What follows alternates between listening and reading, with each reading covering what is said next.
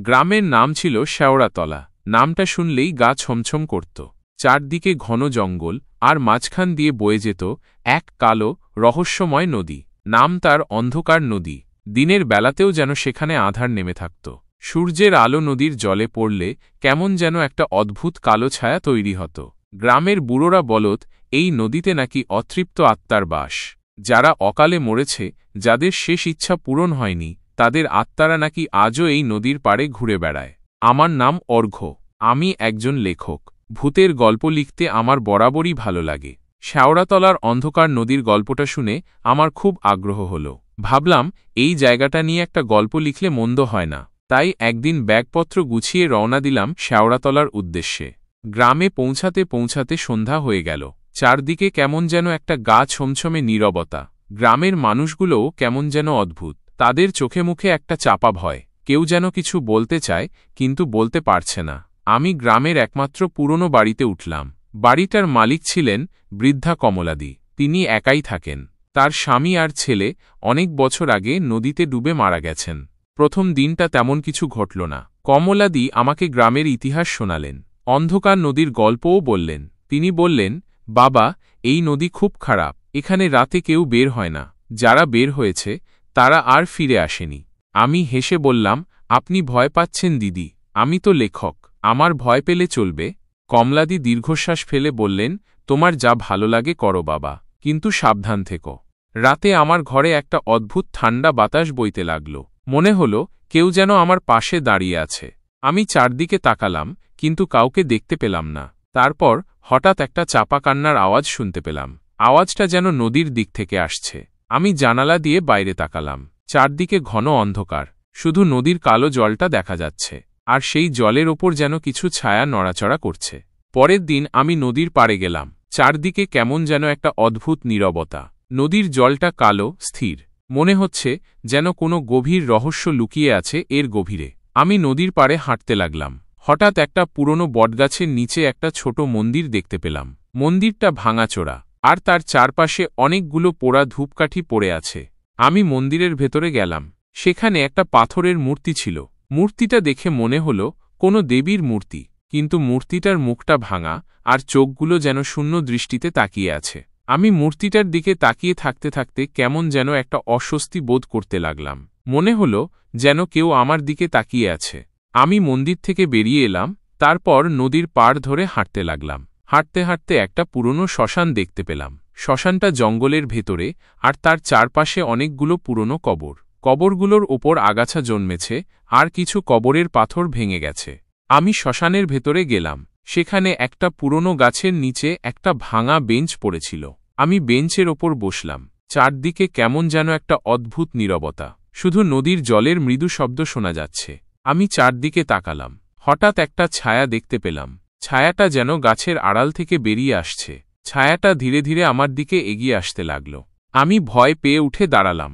ছায়াটা আরও কাছে এল। এবার আমি দেখতে পেলাম ছায়াটা একটা মানুষের মতো, কিন্তু তার মুখটা দেখা যাচ্ছে না। শুধু দুটো জ্বলন্ত চোখ দেখা যাচ্ছে। চোখগুলো যেন আমার দিকে তাকিয়ে আছে। আমি চিৎকার করে উঠলাম, কে ওখানে? কিন্তু কোনো উত্তর এল না। ছায়াটা আরও কাছে এল। আমি দৌড়াতে শুরু করলাম, কিন্তু ছায়াটা যেন আমার পিছু ছাড়ছে না। আমি দৌড়াতে দৌড়াতে গ্রামের দিকে গেলাম। গ্রামে ফিরে আমি কমলাদিকে সব বললাম। তিনি বললেন, বাবা, আমি তো আগেই বলেছিলাম এই নদী খুব খারাপ, এখানে রাতে বের হওয়া উচিত নয়। আমি বললাম, কিন্তু দিদি, ওটা কে ছিল? ওটা কি কোনো আত্মা? কমলাদি বললেন, আমি জানি না বাবা, কিন্তু এই নদীতে অনেক অতৃপ্ত আত্মা ঘোরে। তারা হয়তো তোমাকে ভয় দেখাতে এসেছিল। আমি বললাম, আমি ভয় পাইনি দিদি, আমি একজন লেখক। আমি এই রহস্যের শেষ দেখে ছাড়ব। পরের কয়েকদিন আমি গ্রামের মানুষের সাথে কথা বললাম। তারা সবাই একই কথা বলল, এই নদীতে অনেক অতৃপ্ত আত্মা ঘোরে। যারা অকালে মরেছে, যাদের শেষ ইচ্ছা পূরণ হয়নি, তাদের আত্মারা নাকি আজও এই নদীর পাড়ে ঘুরে বেড়ায়। আমি নদীর ইতিহাস জানার চেষ্টা করলাম। গ্রামের পুরনো নথি ঘেঁটে জানতে পারলাম, অনেক বছর আগে এই নদীতে একটা বড় দুর্ঘটনা ঘটেছিল। একটা নৌকা ডুবে গিয়েছিল, আর তাতে অনেক মানুষ মারা গিয়েছিল। তাদের আত্মারা নাকি আজও এই নদীতে ঘুরে বেড়ায়। আমি ভাবলাম, এই আত্মাদের মুক্তি দেওয়া দরকার। তাদের শেষ ইচ্ছা পূরণ করতে পারলে হয়তো তারা শান্ত হবে। তাই আমি সিদ্ধান্ত নিলাম আমি এই আত্মাদের মুক্তি দেওয়ার চেষ্টা করব। আমি নদীর পাড়ে একটা ছোট কুঁড়েঘর বানালাম। সেখানে আমি রাত দিন থাকতে লাগলাম। আমি আত্মাদের সাথে কথা বলার চেষ্টা করলাম, তাদের শেষ ইচ্ছা জানার চেষ্টা করলাম। প্রথম কয়েকদিন কিছুই ঘটল না, কিন্তু তারপর একদিন রাতে আমি একটা অদ্ভুত আওয়াজ শুনতে পেলাম। আওয়াজটা যেন নদীর জল থেকে আসছে। আমি কুঁড়েঘর থেকে বেরিয়ে নদীর পাড়ে গেলাম। সেখানে আমি একটা ছায়া দেখতে পেলাম। ছায়াটা যেন নদীর জলের ওপর ভাসছে। ছায়াটা ধীরে ধীরে আমার দিকে এগিয়ে এল। এবার আমি দেখতে পেলাম ছায়াটা একটা মেয়ের মতো। মেয়েটার মুখটা খুব সুন্দর, কিন্তু তার চোখগুলো খুব দুঃখী। মেয়েটা বলল, আমি রমা। আমি এই নদীতে ডুবে মরেছিলাম। আমার একটা শেষ ইচ্ছা আছে। আমি আমার ছেলের সাথে দেখা করতে চাই। আমি বললাম, তোমার ছেলে কোথায়? রমা বলল, আমার ছেলে এই গ্রামে থাকে। তার নাম আকাশ। সে এখন বড় হয়েছে। আমি তাকে একবার দেখতে চাই। আমি রমার কথা শুনে খুব দুঃখ পেলাম। আমি রমাকে কথা দিলাম আমি তার ছেলের সাথে তার দেখা করিয়ে দেব। পরের দিন আমি আকাশের খোঁজ করলাম। জানতে পারলাম আকাশ গ্রামের বাইরে থাকে। সে একজন ডাক্তার। আমি আকাশের সাথে দেখা করলাম, তাকে রমার কথা বললাম। আকাশ প্রথমে বিশ্বাস করতে চাইল না, কিন্তু যখন আমি তাকে রমার বর্ণনা দিলাম তখন সে বুঝতে পারল এটা তার মায়ের আত্মা। আকাশ রাজি হল তার মায়ের সাথে দেখা করতে। আমরা দুজনে নদীর পাড়ে গেলাম। সেখানে রমার আত্মা অপেক্ষা করছিল। আকাশ তার মাকে দেখে কেঁদে ফেলল। রমাও তার ছেলেকে দেখে খুব খুশি হল। তারা অনেকক্ষণ কথা বলল। তারপর রমার আত্মা শান্ত হয়ে গেল।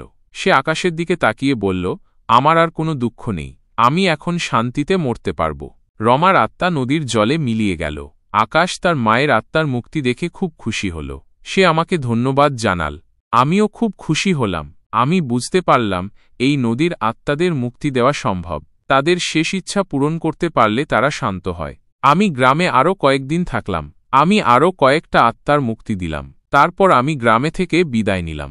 শ্যাওড়াতলার অন্ধকার নদীর গল্পটা আমার জীবনে একটা গভীর ছাপ ফেলে গেল। আমি বুঝতে পারলাম মৃত্যুর পরেও আত্মা বেঁচে থাকে। তাদের মুক্তি দেওয়া আমাদের কর্তব্য। এই গল্পটি একটি কাল্পনিক গল্প। এর সাথে বাস্তবতার কোনো সম্পর্ক নেই।